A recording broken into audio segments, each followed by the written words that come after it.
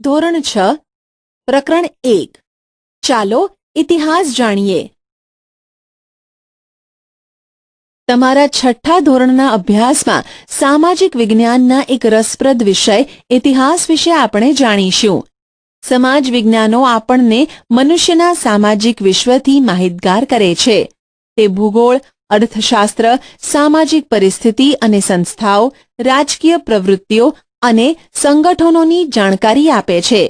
ઇતિહાસ વિષય સિવાયના સમાજ વિજ્ઞાનો આપણને વર્તમાન સમાજ જીવનનો પરિચય કરાવે છે, જ્યારે ઇતિહાસ માનવ સમાજના ભૂતકાળની માહિતી આપે છે, જેની મદદથી આપણે વર્તમાન કાળને જાણી શકીએ છીએ. શું આપણે ભૂતકાળના જ્ઞાન વગર વર્તમાન સમાજ જીવનને સમજી શકીએ? માનવે જ્યારે અગ્નિનો ઉપયોગ શરૂ કર્યો ન હતો ત્યારે તેનું જીવન કેવું હતું? તમે એ બાબતની કલ્પના કરો કે માનવી ખેતીવાડી, રસ્તા, વાહન વ્યવહાર, મકાનો વગર કેવી રીતે રહેતો હશે? ઇતિહાસ આપણને માનવ જીવનના આવા વિવિધ રસપ્રદ પાસાઓ વિશે જાણકારી આપે છે. ઇતિહાસ આપણને ભૂતકાળના જુદા જ જીવનની સફર કરાવે છે. એક યુગમાંથી બીજા અને બીજામાંથી ત્રીજા એમ અનેક યુગોના માનવ જીવનના રીત રિવાજો, માન્યતાઓ, તેમના ખોરાક અને પોશાક વિશે માહિતી આપે છે, જાણે કે આપણે કોઈ જુદા જ વિશ્વમાં વિહરતા હોઈએ.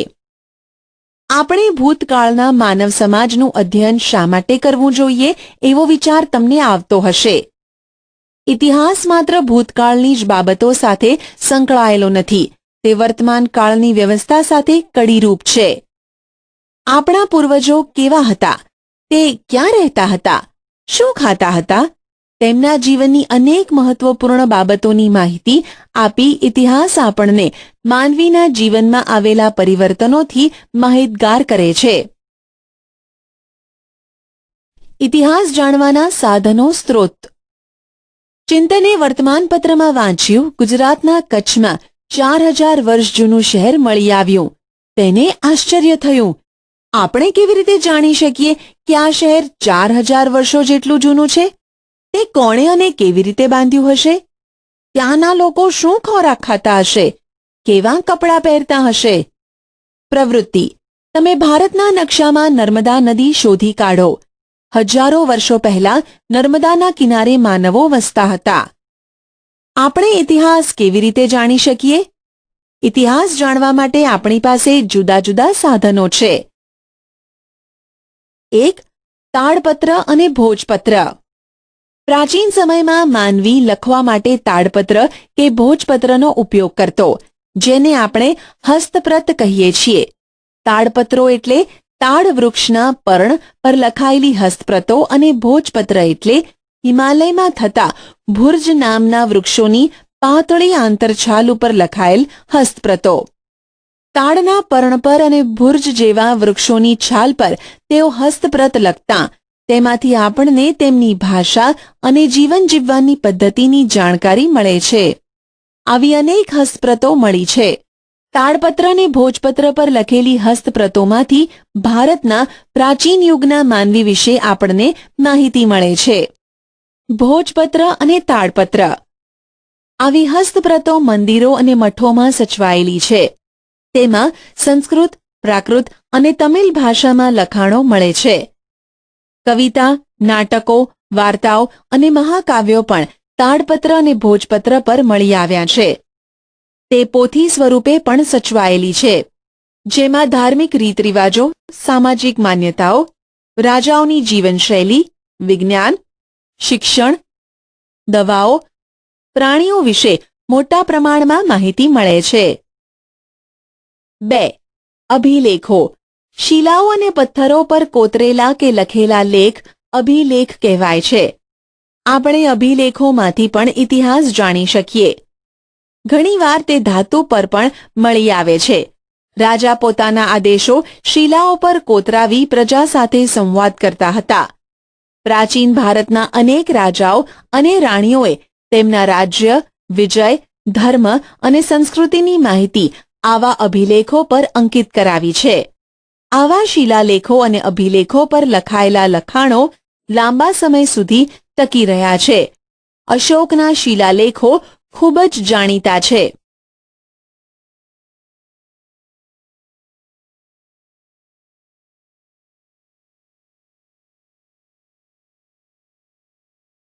ત્રણ, તામ્રપત્રો. તાંબાના પતરા ઉપર કોતરીને લખવામાં આવતું લખાણ એટલે તામ્રપત્ર. અનેક રાજાઓએ પોતાના વહીવટી તંત્ર અને દાનની માહિતી તામ્રપત્રો ઉપર પણ કોતરાવી છે.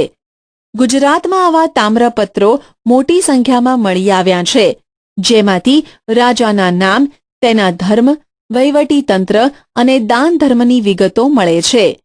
આવા તામ્રપત્રો પાટણ હેમચંદ્રાચાર્ય લાઇબ્રેરી, ઉત્તર ગુજરાત, અમદાવાદની LD institute of Indology, Navrangpura, ભો જે અધ્યયન અને સંશોધન વિદ્યાભવન, અમદાવાદ, શ્રી મહાવીર જૈન આરાધના કેન્દ્ર, કોબા, ગાંધીનગરમાં સચવાયેલા છે.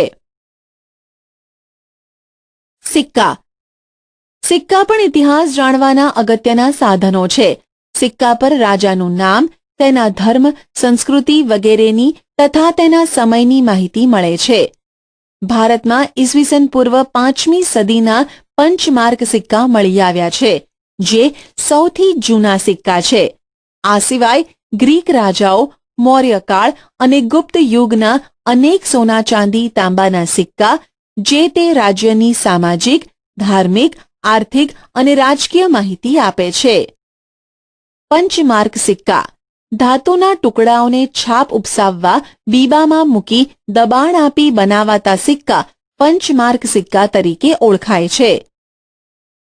ઇતિહાસના અભ્યાસીઓ, પુરાતત્વશાસ્ત્રીઓ, ઇતિહાસકારો અને પ્રવાસીઓ.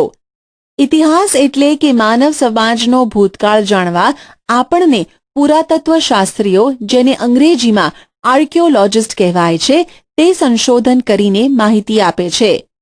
તેઓ પ્રાચીન સ્થળો પર જઈ ઉત્ખનન કરીને મકાનો, સિક્કા, ઈંટો, પથ્થરો, ઓજારો, ખોરાકના નમૂના, મનુષ્યો અને પ્રાણીઓના હાડકાં વગેરે શોધીને તેનો અભ્યાસ કરી તે સમયના માનવોની સંસ્કૃતિથી આપણને અવગત કરાવે છે. પ્રાચીન કાળથી મનુષ્ય એક જગ્યાએથી બીજી જગ્યાએ પ્રવાસ કરતો રહ્યો છે. ઘણા પ્રવાસીઓ બીજા દેશોમાં જઈને ત્યાંના જીવનની નોંધ પણ કરતા હતા. આવા પ્રવાસીઓના પ્રવાસન વર્ણનમાંથી આપણને જે તે દેશના ઇતિહાસ અને સંસ્કૃતિની જાણકારી મળે છે. તેમાં મેગેસ્થેનિસ, પ્લિની, ફાહિયાન, યુનશ્વાંગ જેવા મુસાફરોનો સમાવેશ થાય છે. પુરાતત્વશાસ્ત્રીઓ અને ઇતિહાસકારોના સંશોધનથી આપણને ઉત્તર પશ્ચિમ ભારતમાં સિંધુ નદીના કિનારે પાંગરેલી મહાન સભ્યતાના દર્શન થાય છે. ભારતમાં આજથી 4500 વર્ષ પહેલા અનેક શહેરો અસ્તિત્વમાં હતા.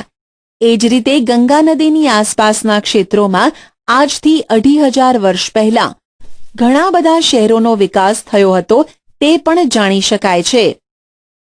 આ બધા સાધનોથી તે સમયના માનવ સમાજના રીતરિવાજો, ખોરાક, પોશાક અને ટેકનોલોજી તથા સંસ્કૃતિની માહિતી મળે છે.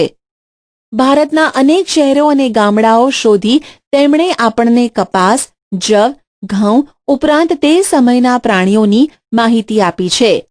ઇતિહાસકારો ભૂતકાળનું અધ્યયન કરનારા મહત્વના વિદ્વાનો છે. તેઓ મળી આવેલા સાધનોનું વર્ગીકરણ કરે છે, સંશોધન કરે છે. હસ્તપ્રતો, દસ્તાવેજો, અભિલેખોમાંથી માહિતી એકત્રિત કરે છે અને પછી યોગ્ય રીતે તેનું આલેખન કરે છે. પુરાતત્વશાસ્ત્રીઓ અને ઇતિહાસકારો ભૂતકાળને આપણી સમક્ષ જીવંત કરે છે. ભૂમિનું નામ. આપણે આપણા દેશને 2 નામોથી ઓળખીએ છીએ, ઇન્ડિયા અને ભારત. ઇન્ડિયા શબ્દ ઇન્ડસ પરથી ઉતરી આવેલો છે, જેને સંસ્કૃત ભાષામાં સિંધુ કહેવાય છે. પ્રાચીન ઈરાન અને ગ્રીસના લોકો સિંધુ નદીથી પરિચિત હતા. તેઓ આજથી 2500 વર્ષ પહેલા તે પ્રદેશના સંપર્કમાં આવ્યા હતા. ઈરાનીઓ સિંધુ નદીને હિન્ડોસ અને ગ્રીસના લોકો ઇન્ડસ કહેતા. તેઓ આ નદીના પૂર્વ કિનારાને ઇન્ડિયાથી ઓળખતા. ભારત એવું નામ ઋગ્વેદમાંથી આપણને જાણવા મળે છે. ભરત નામનો માનવ સમૂહ ઉત્તર પશ્ચિમ ભારતમાં આવીને વસેલો. તેમના નામ પરથી આપણો દેશ ભારત તરીકે ઓળખાય છે. આ સમૂહનો ઉલ્લેખ સંસ્કૃતની આરંભિક કૃતિ ઋગ્વેદમાં પણ મળે છે. સાલવારી. ઇતિહાસમાં સમયનું ખૂબ જ મહત્વ છે. ઘટનાઓ સમય અને સ્થાનની સાથે જ લખી શકાય. આપણે સમયને તારીખ, માસ અને વર્ષ સાથે સાંકળીને સમજીએ છીએ. જેમ કે 20 જુલાઈ 2018 શુક્રવાર. આ પ્રમાણે સમયની ગોઠવણી ઈસુ ખ્રિસ્તના જન્મ સાથે સંકળાયેલ છે. ખ્રિસ્તી ધર્મના સ્થાપક ઈસુ ખ્રિસ્તના જન્મને દુનિયામાં કાળગણના સાથે જોડવામાં આવ્યો છે. આપણે ઈસવીસન એમ કહીએ, અંગ્રેજીમાં એડી એનો ડોમિની એટલે ઈસુ ખ્રિસ્તના જન્મ પછીના વર્ષો એમ કહેવાય. દાખલા તરીકે ઈસવીસન 2000 એટલે ઈસુ ખ્રિસ્તના જન્મ પછીના 2000 વર્ષ. એ જ રીતે ઈસવીસન પૂર્વે BC બિફોર ક્રાઇસ્ટ એટલે ઈસુ ખ્રિસ્તના જન્મ પહેલા. ઉદાહરણ તરીકે ઈસવીસન પૂર્વે 2000 એટલે ઈસુ ખ્રિસ્તના જન્મ પહેલાના 2000 વર્ષ. ઘણીવાર સાલવારીને એડીને બદલે CE અને BCને બદલે BCE તરીકે પણ લખવામાં આવે છે. CE એટલે કોમન એરા, સામાન્ય કે સાધારણ યુગ, જ્યારે BCE એટલે બિફોર કોમન એરા, સામાન્ય કે સાધારણ યુગ પૂર્વે. ખ્રિસ્તી ધર્મ વિશ્વના મોટા ભાગના રાષ્ટ્રો સાથે સંકળાયેલો હોવાથી અનેક રાષ્ટ્રોની જેમ આપણે ભારતમાં પણ આ જ સાલવારીનો પ્રયોગ કરીએ છીએ. ઘણીવાર BP એટલે કે બિફોર પ્રેઝન્ટ શબ્દનો પણ ઉપયોગ થાય છે. આટલું જાણો. BC